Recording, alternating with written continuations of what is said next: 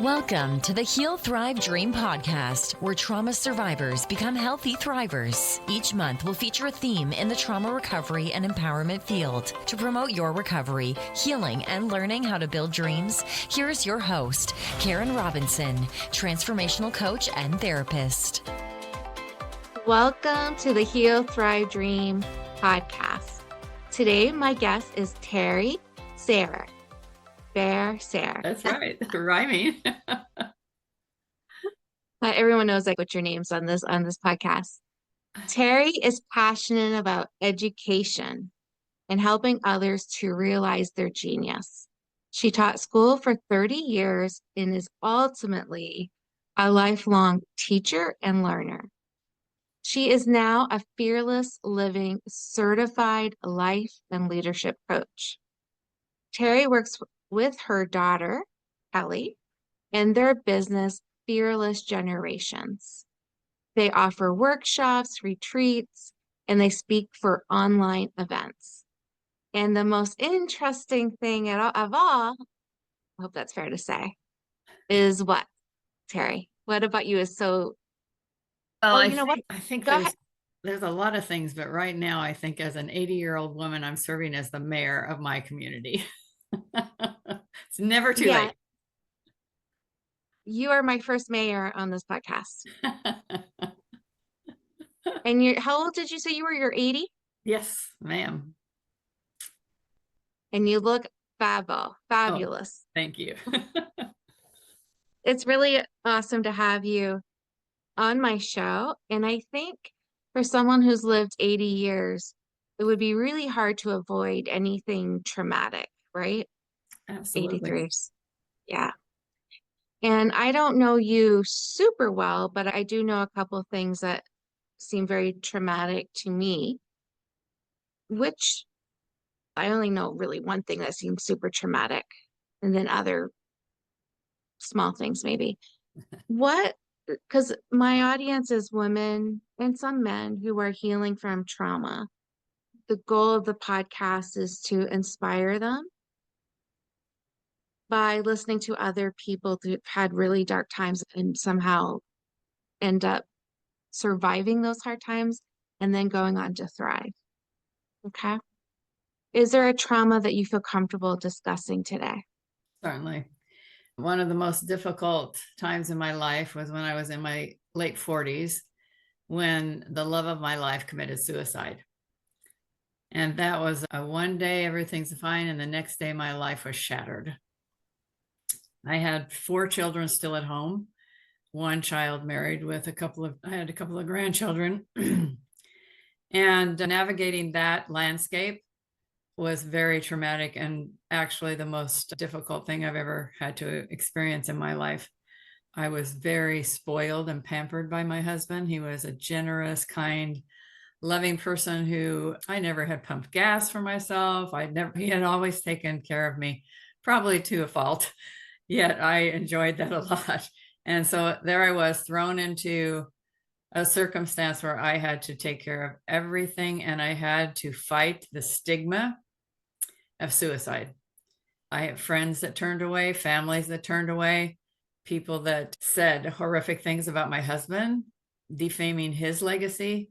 It was very difficult. It was 30 years ago. Suicide was not seen as a mental health issue. It was seen as a weakness, a copping out of society, an easy way out. There's so much more education now around suicide and so much recognition that it is caused often by a mental illness. So that was my most traumatic experience in my life that I learned to navigate and then thrive as a parent, as an educator, as a friend. It's a real powerful story for sure. And I think I've had a guest whose child completed suicide on the show. And what was really difficult is she had another child to care for. And in your situation, how difficult was it trying to grieve and be a full-time parent? I don't know how to relate to that. Yeah, that was really my main concern. My main concern, and I went to a grief therapist, and she helped a lot, because my main concern was, because my husband was the nurturer in our relationship and with my children, and I was certain that my children would see his response to whatever he was dealing with as a viable response for them. That was my greatest fear, was that they would see that as a way, something that they might embrace. That was percolating in my mind constantly. That the one thing was, I was certain that if they had a choice, they would have rather I died than he died. That was a thought that was going through my mind as well. And I knew that I had to become a different person. I had to change. I had to become a nurturer and not a workaholic. And the grief therapist helped me a lot to see that was not a natural response of the family of a person who takes their life, to think that's a way to deal with their own issues. And so my main concern was that I was there for them, and that life could be as normal as possible. And that I did most of my grieving in the car or in the shower, or not in front of them. In front of them, somewhere, I think from my higher power, I had the strength to nurture, care for them, comfort them. And our entire relationship changed. And so that's the blessing. That's the thriving that came from the experience, because there's everything, I believe you learn a lesson. The lesson I learned was how to be a nurturer, and how to have more balance between my work and my role as a parent. And that was a blessing. And my children, because you form a group of people that have common experiences, I joined a group of survivors of suicide. And so many of my acquaintances and friends in those groups, their children suffered for a very long time. And I'm so grateful that my children have survived and thrived and honor their father, and seem to have come through that experience, being able to learn their lessons and then go on in their lives and honor their father's nurturing and his care and the love that he exhibited to them, rather than being involved in the grief as a way of life, a way of facing life. Because naturally, holidays and anytime, we miss him every day, yet we're able to look back and honor him and take the good qualities that he had and emulate those in our lives. And I see that in my children every day, and I'm so grateful for that. I have 5 children, and they're amazing. And I know that's not always the case when you have a parent commit suicide. Yeah, you're right. The stats are really high. And I was terrified to ask you, so I'm glad that you just came out and said it. I was going to ask you if any of your children had suicide ideations and that kind of thing, because it's so common after. And what about yourself? Did you also want to check out? It must have been so overwhelming, all the stress. Yeah, I have never felt that that's a way out, but I have a great amount of empathy and compassion for people who do choose that as the way that they can live, the only way they can stay sane is to take their lives, or for whatever reason. And because of my experience and the way that we've lived since that experience, people come to us all the time. We work with a suicide prevention task force. We hold a yearly fundraiser where we invite people to come and talk, and we do an online educational series. We do a silent auction, a 5K walk to raise money for the suicide prevention task force, particularly for the loss team, which as soon as there's a suicide, the coroner notifies them and they go out to be with the family, and they're all survivors of suicide. So I think my energy was turned into, how do I help other people while I'm helping my children understand that suicide is not an easy way out, because that's what a lot of people said to us. My kids in school, their counselors told them, don't tell people how your dad died. And so that's why we call our group Break the Silence. We feel like now it's so different. If you can remember 30 years ago, suicide had a much different impact on people than it does now. There wasn't a lot of compassion or sympathy. There was a lot of pity, a lot of judgment around a person committing suicide. And that was probably what hurt the most, because my husband was an amazingly loving, serving person who made a choice in a moment that he couldn't take back. And that's the way I look at it. When you shoot yourself in the heart, you don't take it back. And even the way that he committed suicide was so thoughtful. I don't know, that might sound strange, but it was so thoughtful. He went out into the country. He got out of his car. He shot himself in the heart. There was very little, there was nothing disfigured about his body.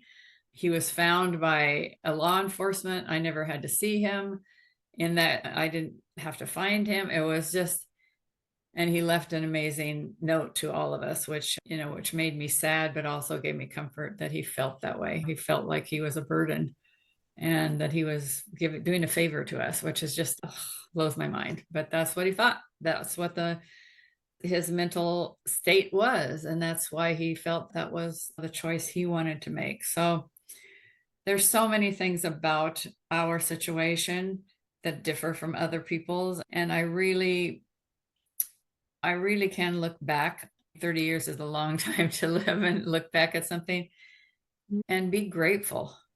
To really be grateful that I had this opportunity to go through that experience, because I've been able to help so many people who have had the same experience, and to come out on the other side a more loving, giving, compassionate person.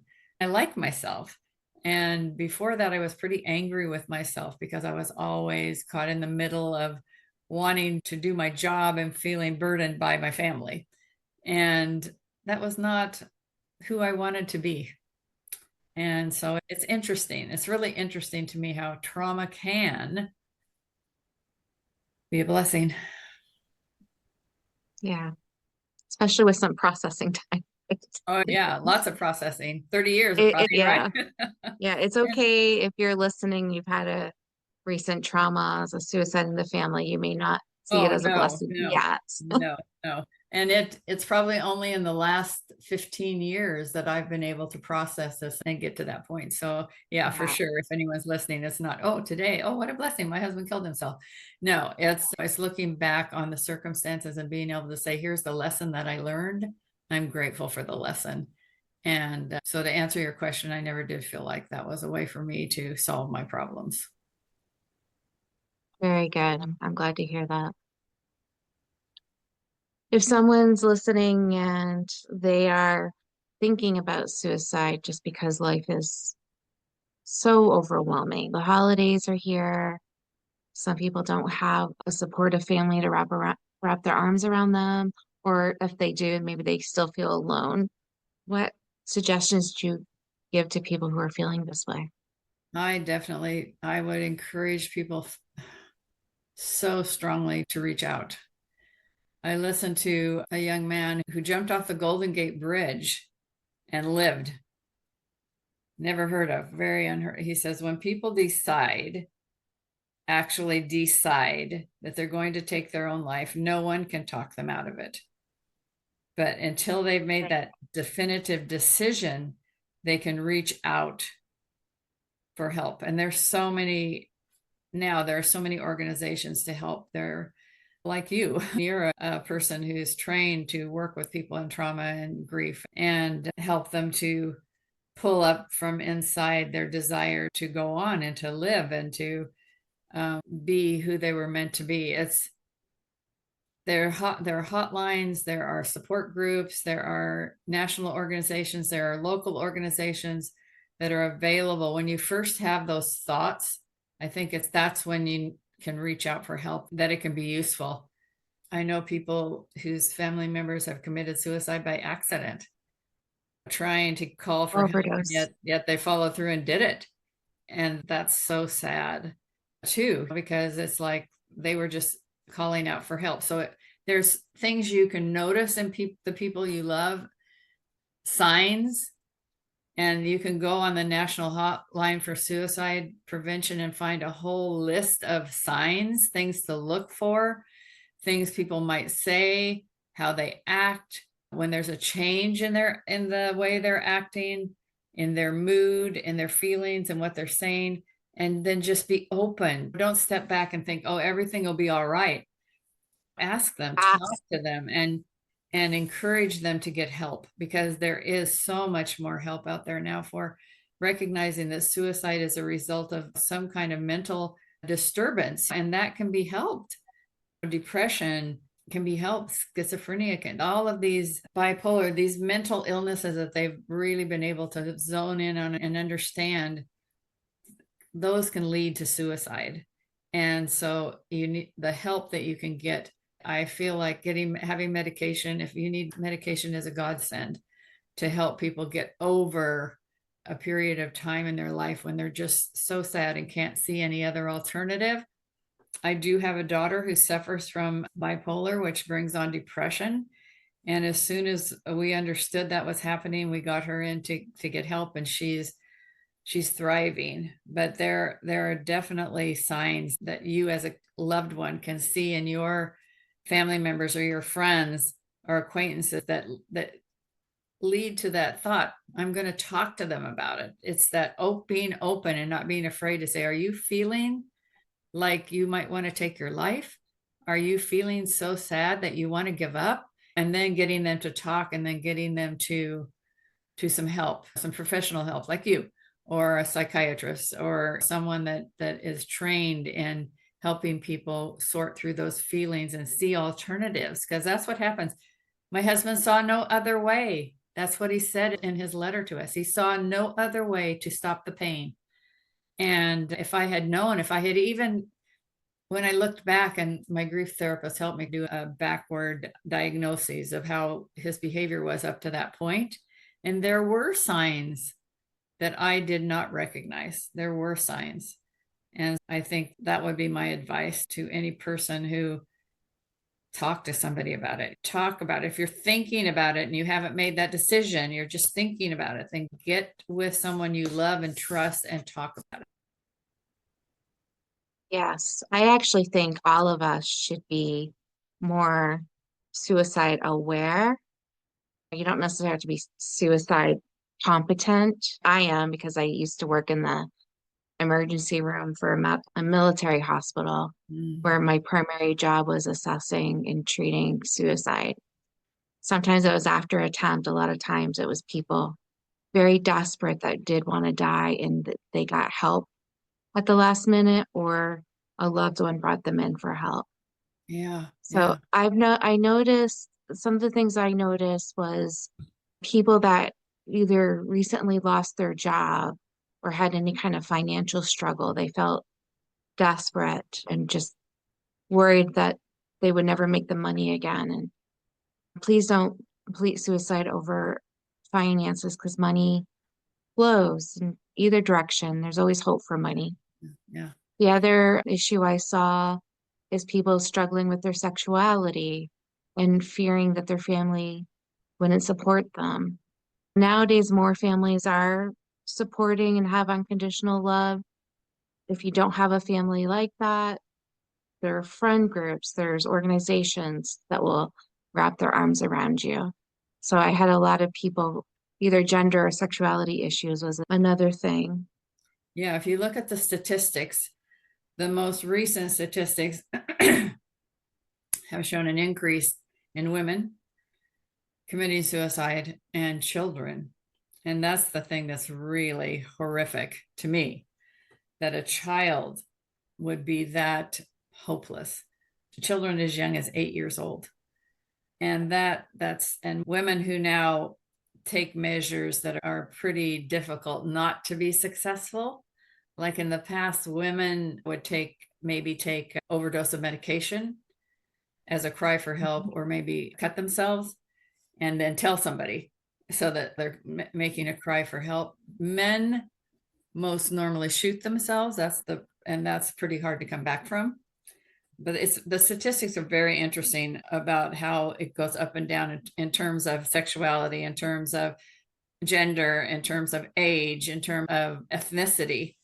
All of those statistics are interesting to look at, again, to give you education. If you just can be educated about I think it's really like any other life-threatening disease. There's a lot of statistics now. There's a lot of data. There's a lot of information out there. People sharing their stories, which I think are so powerful, on how they overcame that feeling, because our feelings are real and fleeting. yes, and fleeting. They're just feelings, right? And if you can deal with those feelings, let them go through you, and then look at the solutions with help from other people. And I think a lot of the hotlines are manned by people who have attempted suicide so that they know what it feels like. And the person contemplating that can resonate with the person. I think that's why a lot of survivors come and talk to me and my children, is they know that we've gone through that and how did we survive. Yeah. I also had a suicide attempt when I was 12. It was pills. I was really upset at first that it didn't work. And that made me think about, okay, maybe there's a purpose behind this. Kind of survivors of family suicides, it's okay, maybe this is horrific. Nothing can say it's not horrific, but do I have a purpose now because of it? And I think you and Kelly really live that out. And I know there's other people. And I think I live it out too. I have such a huge compassion and heart because I know what that feels like to be so desperate to not feel miserable anymore. Yeah, the pain. And I think the reason, and I'm reading a really interesting book right now called The Anxious Generation, and it's talking about how technology, especially social media, has affected our youth to make them anxious. And anxiety certainly can lead to that hopelessness. And there's just so much on social media where I guess people encourage other kids to commit suicide. I personally haven't seen it because I don't want to see it, but I know that happens, that young people on social media have groups that talk about how to commit suicide. And the data certainly supports that. Has been an increasing number of young people taking their lives. And I think the supposition is because of social media. Great. So parents need to really know what their kids are doing with social media. I saw on the news yesterday that Australia has now made a law that no one under 16 can have social media platforms. I like it a lot.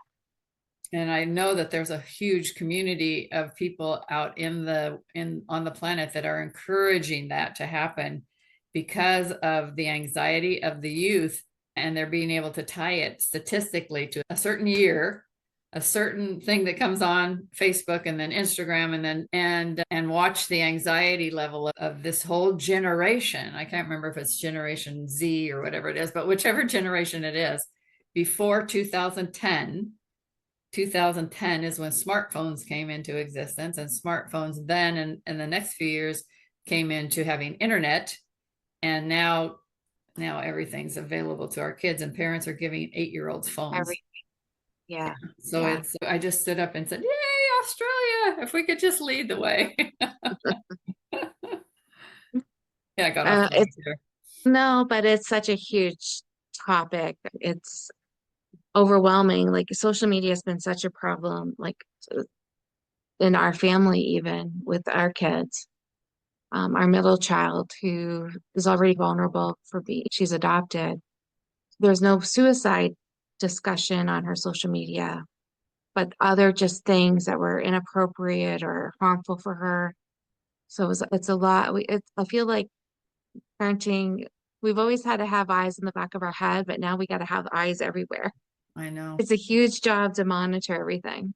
Yeah, you might want to look into that book. It's really It sounds great. Yeah, mind opening. As my children, my youngest is 44 years old. So it's like they didn't live with smartphones. They did not have smartphones. I didn't have a smartphone until I was well into my 40s. But it's just interesting.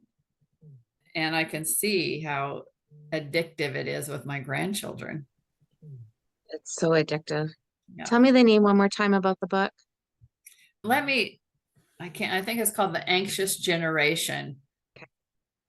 I don't have it here in front of me. Oh, wait a minute. I That's do. I have okay. it on my phone. I'll look it up and tell you exactly who the author is, because I have it in my Audible. The Anxious Generation by, let's see, who is it by? By Jonathan Haidt. Haidt, The Anxious Generation, how the great rewiring of childhood is causing an epidemic of mental illness.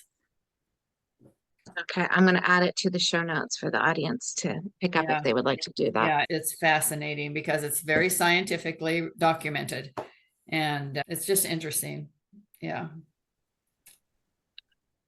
So this question, I'm not sure if you've had before, maybe, but do you get sick of talking about suicide? Do you get sick of educating people or telling your story? Or It only comes up in situations like this, when I'm having a conversation with someone that's asking me to talk about it. So I don't get tired of talking about it. I feel like you said, when your attempt didn't work, you had a purpose. Yes. I feel like I have a purpose in sharing it, and I'm not shy to share it. I don't feel embarrassed to share it. Now, this has been a long process. I don't want people to think, oh, the day after I was great. It's taken a long process, and I didn't talk about it for a while. But it seemed to me that if there was going to be life after the death of my husband, I could focus on a purpose of honoring him. I think that was the main thing, honoring his legacy, because it was shattered. And all the good things that he had done. He was 58 years old when he committed suicide. And so he had lived a really loving life, especially in the 30 years that we were married. There couldn't have been a better husband or father. And I didn't want suicide to be his legacy. So I think that was my purpose. And now my purpose is just to help people understand that life goes on, that there are ways to recognize and perhaps prevent suicide, and ways to support survivors. It's beautiful. Yeah. And I feel like that's one of my purposes. And so to wrap up for our audience, like the audience members that want to learn more about you, what's the easiest way for them to reach out to you? The easiest way would be to go to my website, which is Sayre Coaching. And there you can find out about I offer several things, but I do have a daily Terry Talks. That's 5 days a week, where I just give a minute of inspiration for the day. And I love people to do that. It just gives them a little feeling for me. And if they would want to work with me or attend one of our workshops, it lets you know what the vibe would be. Yeah. Yeah. What I think is invaluable about you, Terry, is not only are you highly educated and then also have coaching certifications, but also you have a ton of life experience at this point. So it's a really beautiful blend. So it's almost a superpower for you at this point. I appreciate that. Your gift of helping others. Yeah. Yeah. I think Thank you. I just think there's some reason I'm still alive. I look at the obituaries, and there's so many people younger than me that aren't. I feel like I've got plenty of time left to share that it's never too late. It's never too late, no matter what your life experiences are, to thrive and to be of service to humanity. Yeah. Beautiful. So thank you. Thank you too so much. Thank you for listening in today. Please join us next week, same day and time. Also, I would love for you to check out my website, healthrivedream.com.